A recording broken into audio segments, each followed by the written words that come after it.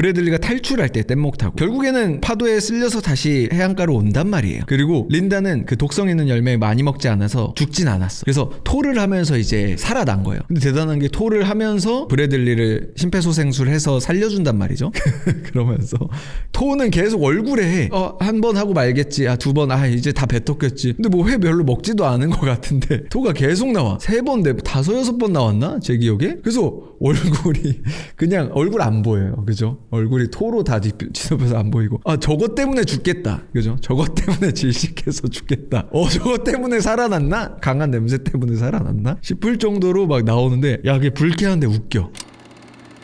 자, 샘 레이미 감독의 신작 직장상사 길들이기 보고 왔는데요. 원제는 샌드헬프, 구조신호를 보내다 뭐 이런 거 같은데 제목은 직장상사 길들이기야. 뭐 이게 더 좋게 이제 바꿨다고 보긴 애매한데 로맨스 판타지물 약간 느낌이 나는 제목인데 로판을 좋아하는 연령대와 성별을 타겟팅해서 이름을 짰나? 홍보팀에서? 라는 생각도 드는데 그 사람들이 와서 보면 문제야 사실은. 그런 이야기가 아니야. 너무 실망할 거고 옛날에 지구를 지켜라 마케팅이 실패했던 것처럼 실패할 수도 있지 않을까? 또 예고편 보면 여러분 아시겠지만 많이 숨긴단 말이에요. 긴 분량의 예고편이 나온지 모르겠는데 짧은 버전에서는 이 고어한 지금 샘 레이미 감독의 직장상사 길들이기를 알 수가 없어. 그냥 앙숙이었던 두 사람이 무인도에 가서 친해지는 이야기, 사랑까지 싹트나 하는 이야기로 추측이 되는데 그런 이야기가 아닙니다. 그나마 포스터에서 어떤 피나 이런 걸 추측해 볼 수 있는데 예고편이나 제목에서는 그걸 되게 숨긴 티가 난다 라는 생각이 들고요. 우리나라에서는 15세인데 미국에선 R등급이래요. R등급이면 17세인데 보호자 동반해야 되는 거.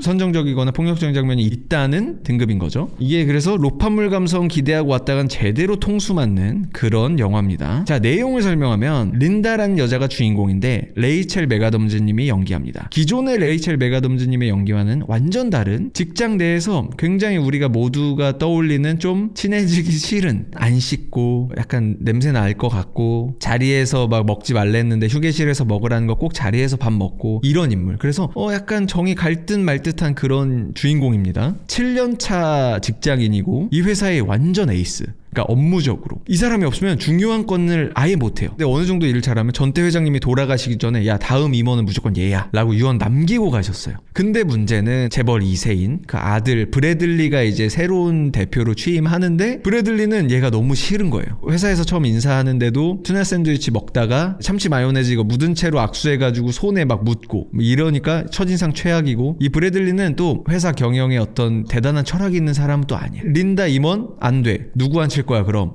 자기랑 친한 후배 도노반 걔 안 칠래. 왜? 얘 되게 재밌고 얘랑 있으면 즐거워. 그래서 얘 임원 안 칠래. 뭐 이렇게 판단하는 애예요. 완전 빌런이죠. 여기서 봤을 때 옆에 직장 동료를 통해서 다음 임원이 자기가 아니라는 걸 알게 된 거죠. 따지듯이 막 들어가서 항변을 막 하는 거예요. 근데 그러면 다음 중요한 건 너 우리랑 같이 비행기 타고 가서 너가 성사시키면 임원 생각해볼게 이렇게 말하는 거예요. 진짜 마지막 기회다라는 생각으로 뻔뻔하게 린다는 비행기에 같이 탑니다. 근데 여기서 문제가 발생하는데 뭐 난기류를 만났는지 해서 비행기 사고가 나요. 비행기 사고가 나서 이제 추락해서 바다로 떨어지는데 그 임원들 다 죽고 그 도노반도 죽고 브래들리랑 린다만 살아남아서 섬에 표류해요. 린다의 설정이 하나가 있는데 이 사람은 집에 혼자 살면서 앵무새 키우면서 맨날 서바이벌 프로그램 봐. 그리고 서바이벌 책들은 다 봤어. 그래서 지식이 엄청납니다. 이 무인도에서는 브래들리 대표가 무능력한 다리 다친 짐덩어리가 되고 린다는 완전 날라다녀. 여기서 물 만난 고기처럼 둘의 관계가 역전되면서 벌어지는 이야기가 이 직장상사 길들이기입니다. 자, 레이첼 메가덤즈 이야기를 안 할 수가 없는데 어바웃 타임 다들 당연히 재밌게 보셨을 거고 너무 예쁘잖아요. 노트북 제 이상형이었거든요. 한동안 웃는 거 너무 예쁘고 특히 우리 한국인에게 되게 인기 많은 여배우 중에 한 명이라고 하더라고요. 너무 아름다운데 여기서 못생김을 연기한단 말이에요. 이걸 너무 잘해.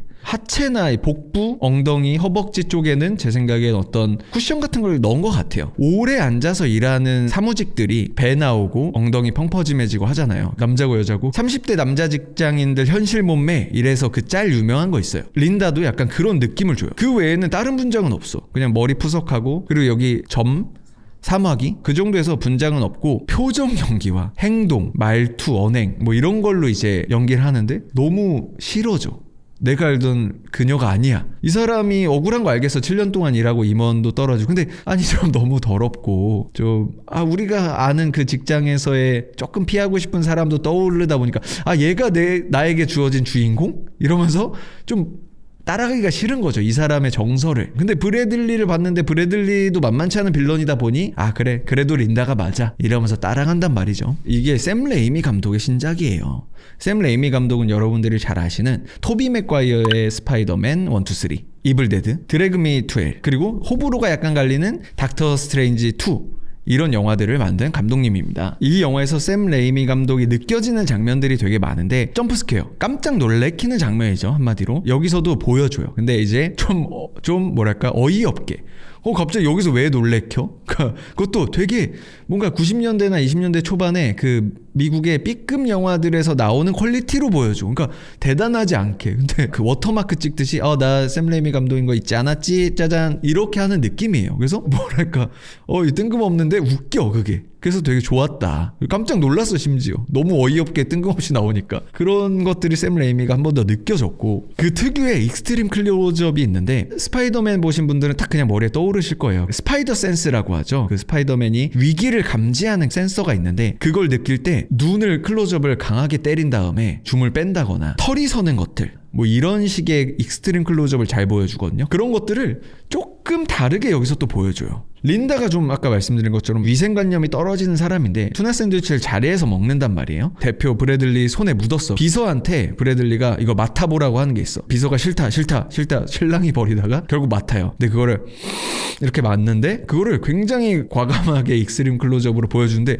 그 장면이 되게 웃겨. 긴장감 넘치는 장면도 아니고 대단히 이걸 뭐 강조해야 되는 것도 아니야. 그게 되게 절묘해요. 야, 샘 레이미 반갑고 자신의 어떤 시그니처를 또 다르게 진화시켜서 보여주니까 너무 좋더라고요. 여기서부터 저는 이제 매료되기 시작했죠. 이런 이제 특징들이 살아있고 그리고 이제 여러분 꼭 보셨으면 좋겠는 것 중에 하나가 샘 레이미 감독의 맨 인 더 다크라는 영화가 있어요. 이건 감독은 아니고 제작을 했는데 피해자들이 빈집털이 범들인데 빈집털이 범들이 너무 뭐랄까 불쌍해 나중에. 그리고 노인이고 맹인인데 이렇게 무섭고 폭력적일 수가 없어. 이렇게 저는 기존에 우리가 흔히 생각하는 어떤 그 장르다운 클리셰를 부수는 거가 이 샘 레이미 감독의 특징이기도 한 것 같아요. 이 영화는 제가 생각하기엔 여러 장르가 이제 복합적으로 결합되어 있는데 약간 고어적인 것도 있고 호러물, 버디무비, 에너미 투 프렌즈라는 또 장르가 있다고 하더라고요. 적에서 이제 친구가 되는 이런 장르라던가 그리고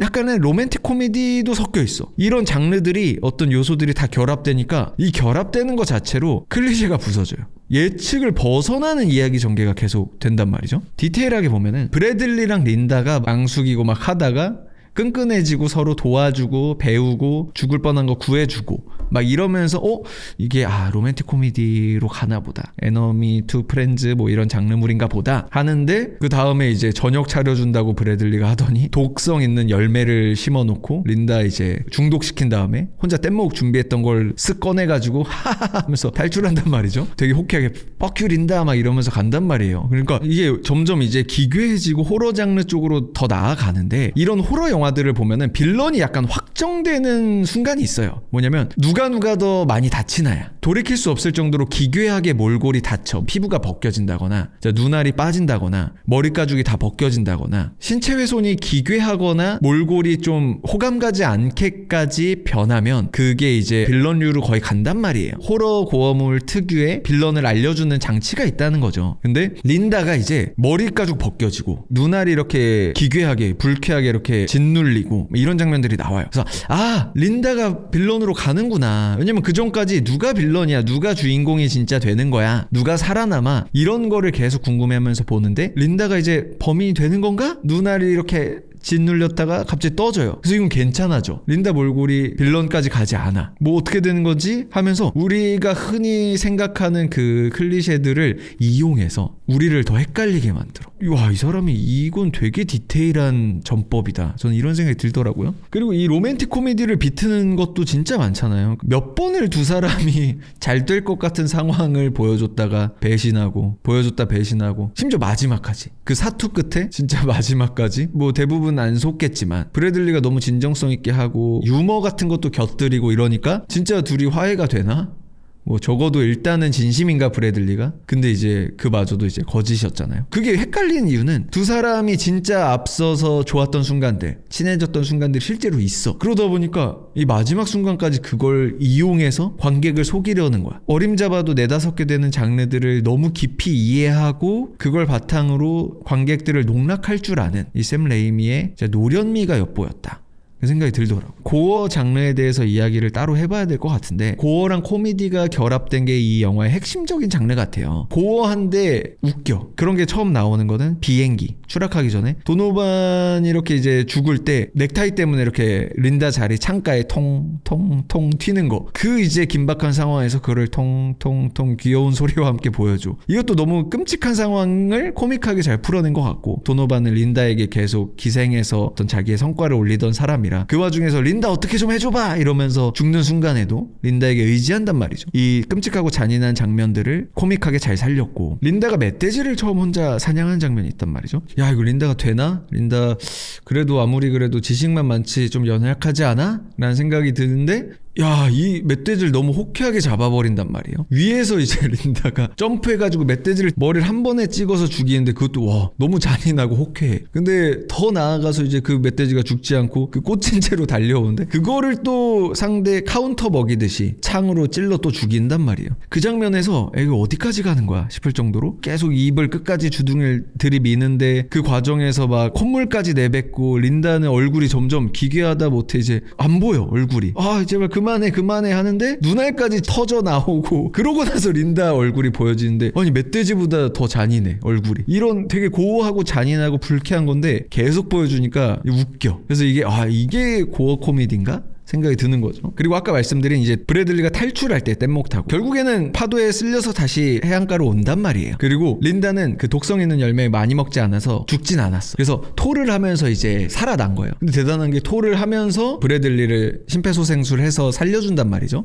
그러면서 토는 계속 얼굴에 해. 한 번 하고 말겠지. 2번 이제 다 뱉었겠지. 근데 뭐 회 별로 먹지도 않은 것 같은데 토가 계속 나와. 3번, 4번, 5, 6번 나왔나? 제 기억에? 그래서 얼굴이 그냥 얼굴 안 보여요. 그죠? 얼굴이 토로 다 뒤덮여서 안 보이고, 저것 때문에 죽겠다. 그죠? 저것 때문에 질식해서 죽겠다. 저것 때문에 살아났나? 강한 냄새 때문에 살아났나? 싶을 정도로 막 나오는데, 야, 그게 불쾌한데 웃겨. 대단한데? 저기서도 이걸 해? 이 영화에서 되게 중요한 대사 중에 괴물은 만들어지는 거다, 이런 대사가 있었단 말이에요. 그리고 이게 린다가 전반적으로 이제 변하는 과정을 잘 보여줘. 사실 린다의 서사를 보면은 남편이 되게 폭력을 일삼는 알코올 중독자였잖아요. 근데 린다가 직접적으로 죽인 건 아닌데 남편이 죽는데 어떤 일조를 하긴 했단 말이죠. 남편이 술 먹으면은 남편의 차 키를 숨겼었는데 엄청나게 싸우고 이제 맞은 날은 그걸 줘버렸단 말이죠. 키를 운전하든 말든 이러고, 그날 마침 운전하고 진짜 죽은 거야. 죄책감도 있고 린다는. 저는 안타깝고 그냥 진짜 죽이려는 건 아니었을 것 같고, 너무 폭력을 일삼았기 때문에 남편이 린다를 둘러싼 어떤 환경이, 이 가정의 환경이 린다를 약간 괴물로 만들어가는 과정이었던 것 같아요. 그리고 일터에서 계속 린다를 그 사회가 계속 몰아쳐. 7년 동안 헌신해서 일했는데 새로운 대표가 자기랑 친한 도노반을 임원으로 바로 앉힌대. 이런 과정도 너무 열받잖아요. 본인의 정당한 노력의 대가를 받지 못하는 거죠. 결국에는 이런 무인도라는 법적 제재가 없는 곳에서 이런 린다에 억눌려진 어떤 것들과 브래들리의 자극, 이런 것들이 맞물려서 올바른 건 아니지만 린다가 완전 이제 괴물로 여기서 이제 꽃 피운단 말이죠. 괴물은 만들어진다는 대사를 린다가 어디서 한 거냐면 브래들리를 보면서 했단 말이죠. 어떻게 보면 그땐 동질감을 느꼈을 수도 있을 것 같아요. 브래들리 동안 가정에서 아버지의 어떤 무관심, 어머니의 어떤 가스라이팅, 이런 것들로 인해서 뭔가 삐뚤어지고 이상한 어떤 존재가 됐단 말이죠. 그래서 괴물은 만들어졌구나, 너 탓은 아니구나 라는 어떤 연민과 동질감, 이런 거를 느끼면서 대사를 해요. 가정, 사회, 그리고 법적 제재를 초월한 이런 환경, 새로운 환경, 린다가 괴물로 만들어지는 과정이 되게 개연성 있게 잘 전개가 되는 것 같아요. 환경이 좀 진짜 큰 영향을 미치지 않나 싶기도 하고. 근데 군대에서도 꿋꿋하게 또 버티는 사람도 있어. 그걸 보면은 진짜 모르겠더라고요. 뭔가 린다를 동정할 수는 있는데 안타까운데 린다의 행동을 우리가 인정해 줄 수는 또 없다. 그러니까 주디를 왜 죽여? 거기선 다 포기해야지. 그러잖아요. 끝났구나. 받아들이고 빨리 하고 씁쓸하게 그래 가서 퇴사해야지. 너무 힘들겠지만 괴물이라는 건 어쩌면 린다의 그런 습성은 기질도 있지 않았을까? 그 사람의 그런 생각이 듭니다. 그러니까 요즘 너무 뻔한 영화들이 많잖아요. 간만에 예측 불가능한 어떤 전개를 보여주는 영화였던 것 같아요. 관객들 눈이 높아지는 만큼 이렇게 이제 장르에 대한 깊은 이해를 바탕으로 관객들을 가지고 농락하는 그런 영화였습니다. 감사합니다. 또 다른 최신 영화 리뷰로 돌아오겠습니다. 곰피디였습니다.